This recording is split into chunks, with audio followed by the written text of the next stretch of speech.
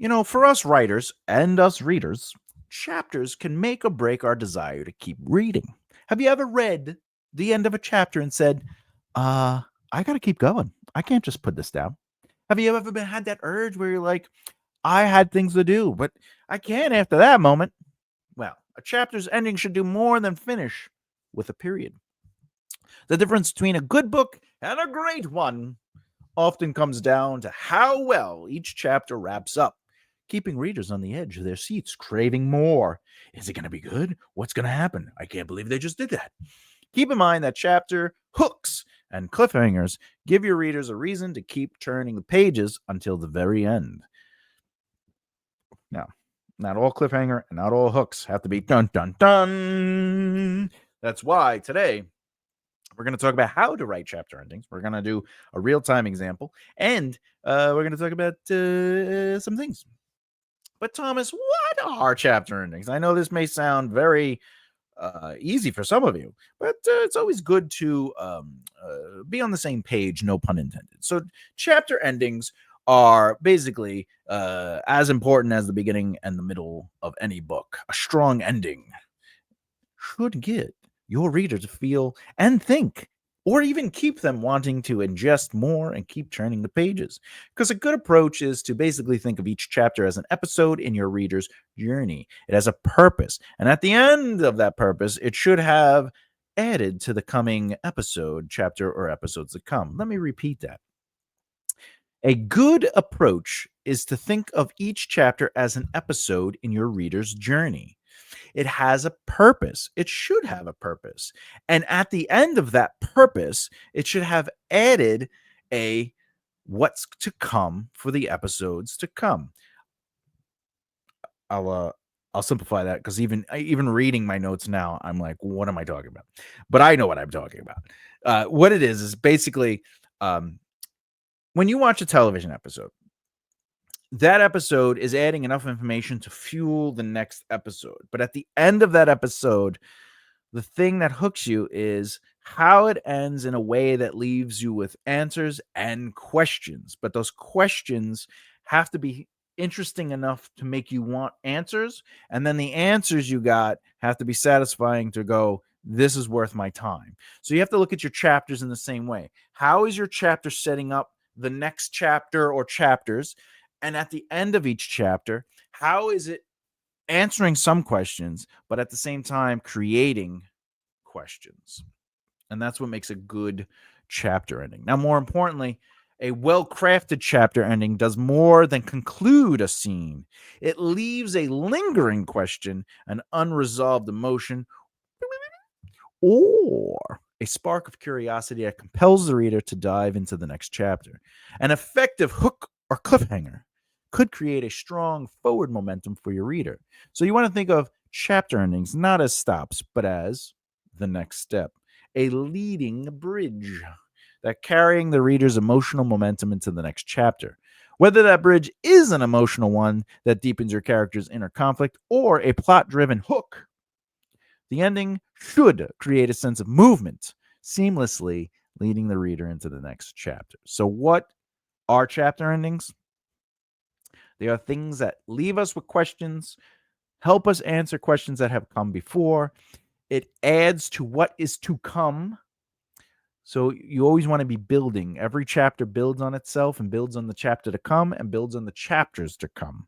I have moments in my prologue, my first chapter, second chapter, all of them have payoffs later in the book as well, but I'm always seeding those payoffs. So your chapters should have layers to it, not layers where like they're outrightly spoken to you as a reader going, listen, pay attention to this thing over here. But you want to develop your chapters in a way that sort of create a movement of information that isn't the exposition that leads to a chapter ending that says, we have more to come. And look what you just learned, right? And this could be as simple as a character revelation. This could be a revelation to you within the plot. It could be emotional, like, oh my God, they just learned something and I want to see how it pays off. Things like that. All right. Things to consider before we go into the real-time example. Not every chapter needs to end on a dramatic dun dun dun. No. Quote, sometimes quick tension or emotional reflection can be more powerful. So keep that in mind. Consider that, all right? Things to consider. Sometimes we lose sight of a story arc.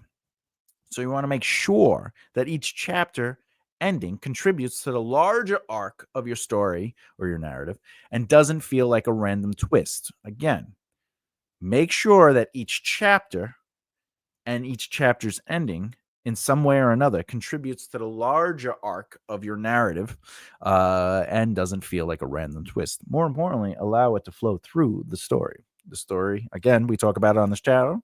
Narrative is made up of both plot and story. Plot is what needs to happen no matter what. And story is how the characters emotionally experience and their choices. It's their emotional experiences and choices. All right. Thirdly, and then finally, predictability. Avoid falling into the trap of always ending chapters with the same kind of hook.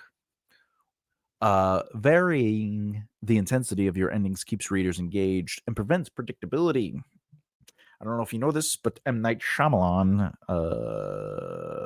what a twist. Like, we get it. You're watching his movies going, where's the twist? What do you mean it's plants? All right. Okay. Let's do a real-time example. Time to do an example.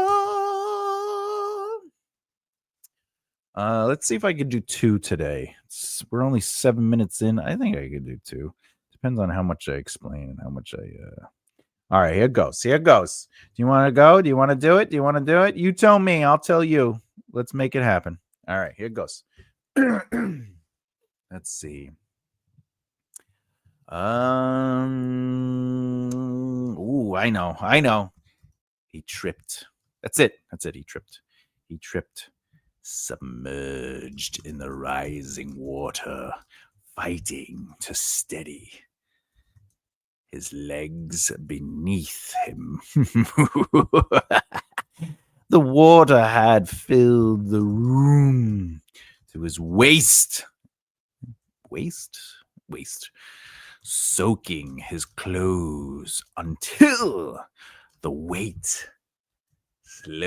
his sledging march across the basement. Okay, I spelled that right. Oh, spelled it all right. Okay. He tripped, submerged in the rising water, fighting to steady his legs beneath him. The water had filled the room to his waist, soaking his clothes until the weight slowed his sledging march across the basement. Let's see. Let's call him Jacob. Jacob reached the broken stairs, destroyed from the center, leading to the open door above, with a lone figure glaring down at him. The stranger leaned her face into the light with a grin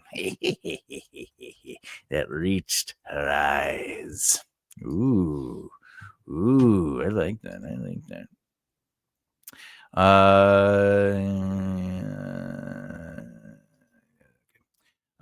Let's see. The stranger leaned her face into the light with a grin.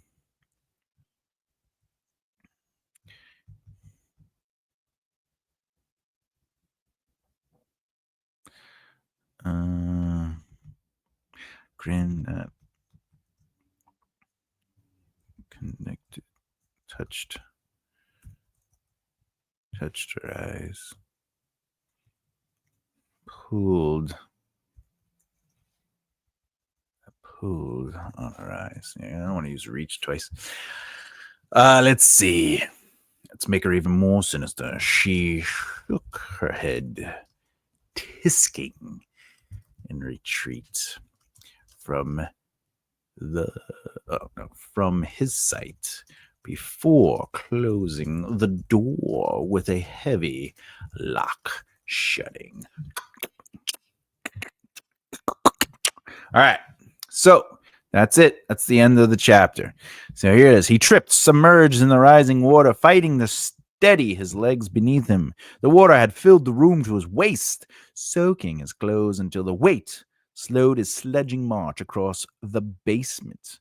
Jacob reached the broken stairs, destroyed from the center, leading to the open door above, with a lone figure glaring down at him. The stranger leaned her face into the light with a grin that pulled on her eyes. She shook her head, tisking in retreat from his sight before closing the door with a heavy lock shutting. A couple things are happening here. All right, so let's see. He tripped, submerged in the rising water. All right, let me highlight that. Why is that important? Well, this is we're creating a sense of urgency in the last couple of seconds, right? At the rising water. Okay, they're fighting to steady the legs beneath them. This is also, I would consider this urgency, right? Because they're struggling. They're struggling. Basically, they're in danger. The danger level is up there. And then the water had filled the room, so we know that's happening, right? Let's see. Jacob reached the broken stairs. Okay, destroyed from the center. Destroyed from the center. Okay, so what is this? All right. What I'm doing here is so basically this is a conflict or dilemma. I'm creating like he has to figure that out. So he's in a state of urgency, right? But he has to do problem solving. I don't think I need this here. He has to do problem solving to figure out what's going on, right? But what I like about this is it creates a lot of questions. Because the stranger leaned her face into the light with a grin. So here's a question: who is this? All right, she closed the door. So the other question is basically, is he out? Is Jacob going to die here? How's he going to get out of here? Now, I would also say that there's some imagery here, and obviously, the goal is to use strong verbs, strong imagery. Like the sledging march. The heavy lock shutting the door. Like there's a lot of visceral elements to it.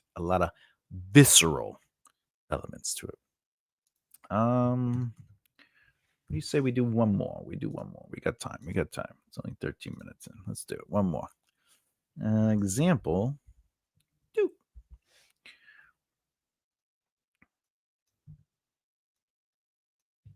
I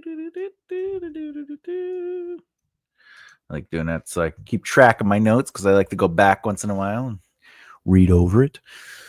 Let's make this one more noir-y and less straightforward. Let's make this more emotionally visceral.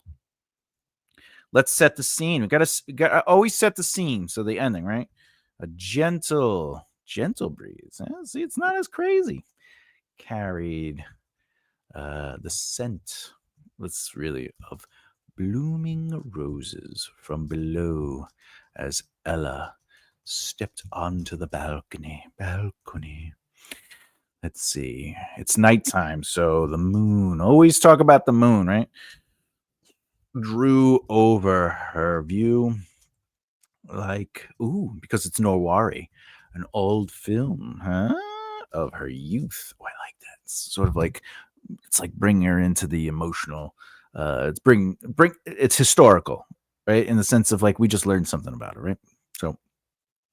So because it's a moon, like an old film, let's use very film-like description. So casting a silvery glow atop the city, sprawled across the valley from her estate. So now we know where she is, right? A sight Let's see. Let's okay. So let's bring in some context, right? So a sight, her father joy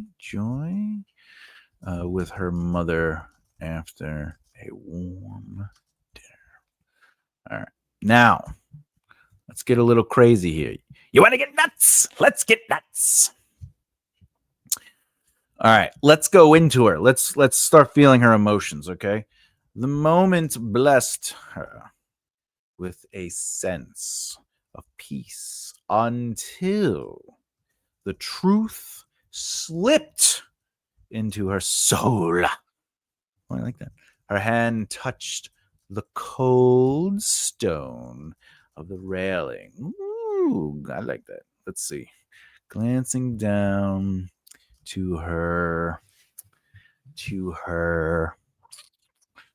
let's see. She has wealth, so she definitely, I'd say she has a driver. So glancing down to her driver standing outside a town car. Is it town car or town car? Town car or town car? It would be two words. It's a Lincoln town car. Okay.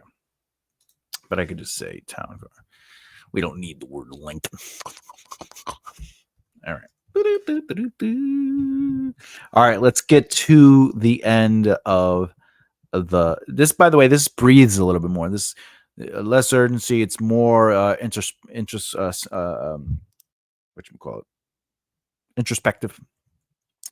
So let's get her back. Ella took a long breath, entering. Oh no! I want her to. All right, Ella took a long breath as if she's still outside, and entered back through the doorway into the master bedroom. I think that's better because it breaks it up. That's pacing right there. We just paced. Now I'm gonna make a new, because it's a new movement.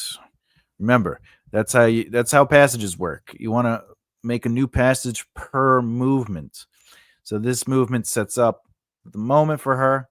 This movement is a new choice, and then this is a new movement. And now I want her to grab something.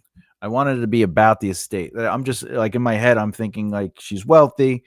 We connected her to her parents, but let's say she's there. It's nighttime. It has an old timey feel to it. So, let's say the parents are right. So she grabbed a folder labeled for an estate sale. Forgive me, Father, for what I'm about to do. There you go. All right. Okay. I like that, actually.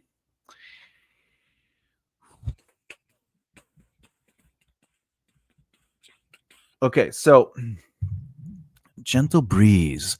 Oh, a gentle breeze. Let's try to read it like it would in a book. A gentle breeze carried the scent of blooming roses from below as Ella stepped onto the balcony. The moon drew over her view like an old film of her youth, casting a silvery glow atop a city sprawled across the valley from her estate, a sight her father would enjoy with her mother after a warm dinner. The moment blessed her with a sense of peace until the truth slipped into her soul. Her hand touched the cold stone of the railing, glancing down to her driver, standing outside a town car. Ella took a long breath and entered back through the doorway into the master bedroom. She grabbed a folder labeled for an estate sale. Forgive me, Father, for what I am about to do. What? All right. And where'd we truth? Truth is important here. Truth. What's truth? Oh, here we go. The moment, well, I was reading it. The moment blessed her with a sense of peace until the truth slipped into her soul. So let's outline this. Why is that important? Why is that important? Oh, that's a good question. This creates a sense of urgency. This creates of intrigue. It's like, what is it? It's a looming conflict, right? right? Because we know, because we read already ahead, we know that there's an estate sale, so she's lingering in the history of this place. And the truth is, in this moment, before it's revealed, by the way, to the reader, she's already in that state of like, what's going on, right? So there's an internal conflict and dilemma, right? Which is the potential to sell the estate, right? So these are all good moments for an ending. It creates all these things. It ends on a question, right? You're creating the question, forgive me, Father, for what I am about to do, right? Well, what is it? What are her intentions? What are the consequences of her intentions, right? And again, the strong imagery. This is all.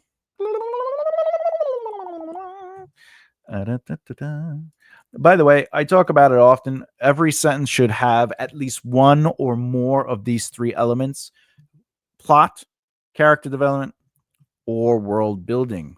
In this, it's through Ella's perspective. So every beat in this passage is character now.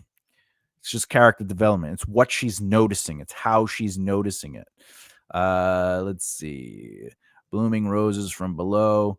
This is not necessarily world building, but it is building her world. She's wealthy, right? We get it. She's from a balcony, but the moon drew over like an old film of her youth. This is character development still. So not only is it from her perspective, but we're learning, casting a silvery glow. It's fitting within her voice. The POV of the pro is within her voice. So she's seeing it as if it's a silvery glowing on top of like an old film. And then she's thinking about her father, which is plot, a sight her father would enjoy with her mother after a warm dinner. So it has layers to it. It's plot as in, okay, this is her. We have learned exposition. We have learned that this was her parents' home, potentially her home. But she's thinking about a very specific moment, which means it's also character because that's what she's thinking about, and so forth and so forth. So, and also, obviously, there's some pretty heavy language, which, that's how you do it. That's how you do it. Okay. So, what is all this? Why is this important? Well, what I'm getting at is the takeaway is whenever you're writing an ending, you want to make sure that it creates a sense of urgency, potentially introduces a conflict, a dilemma, like we were talking about, ends on a question, very important, answers questions, but also has questions, creates a sense of mystery, or uses strong imagery and vivid language. Now, more importantly, you don't have to have all five. And I'm not saying having all five makes it better. I'm saying these are elements that you should think about. These aren't the only elements, just for this lesson. There are five that I'm talking about. But the urgency is that there's movement in the story. There's purpose. There's plot, forward motion. The introduction of the conflict, the dilemma. What are they trying to overcome? But Thomas, isn't the end of the chapter supposed to have a resolution? Yes, it has a resolution to what was presented in the chapter.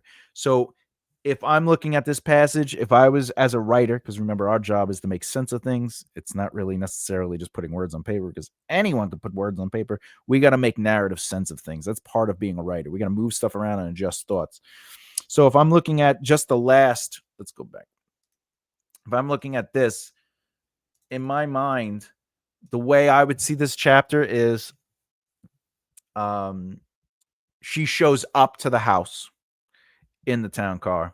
She gets out of the town car. She walks through the house. And she's just having a moment within the house. Maybe the house is filled with some boxes. Maybe some things are covered over. Whatever the case may be. Maybe there are still kind of people in there cleaning up or like packing up, even though it's late at night. Whatever. Maybe there's a family there. Maybe there's like a sister or a brother. But I would end the chapter in the master bedroom. In fact, I most definitely have a moment where if somebody was there, they would say, I left everything in the master bedroom like you asked. And she's like, okay. And then now she has a reason to go up to the master bedroom, which leads her to she sees it maybe she doesn't even see it where did I put it? Uh, let's see. Where did I put it? She grabbed the folder. Oh, so it's not. All right. So what I could do without giving away too much, in that moment is she walks into the master bedroom and she would see the vanilla folder or a folder or whatever uh on the master bed, right? But she didn't read it yet. She just sees it, doesn't go examine it. She walks over to the balcony and then has this moment. A gentle breeze carry the scent, right? I know too. Go ahead, girl. Go ahead. I know you want to go. So uh the chapter would resolve why she's there. She was going there. Even when she gets out, she might tell the driver, I'll be a moment. Just wait for me. I got to go in and talk to so and so. So now we set up the chapter, and then she goes in there. She looks around. She doesn't find the person right away, but she's looking around. She's looking. Oh, look at that. This is packed up. This is covered over. Oh, there's the person I'm here to meet. Hey, I left everything upstairs in the master bedroom for you. Is there anything else you need? No, you've done great. This has been a crazy hard time. Whatever the deal. She goes, all right. So that was the conflict. Was ultimately like, where is everything? Where's this person I got to meet? I found the person. It's up. All right. Now they left everything upstairs. I go upstairs. The resolution is that they have to get that envelope. But the way the ending is, it still creates questions. It still creates a conflict, a dilemma that is within the character at the end of the resolution that leads into the furthering of the story. All right. Quick final thoughts. Every great novel you've ever read was built one chapter ending at a time. Every great novel you've ever read was built one chapter ending at a time. Strong chapter conclusions aren't just about crafting a dramatic moment, they're about maintaining the narrative and emotional momentum of your story.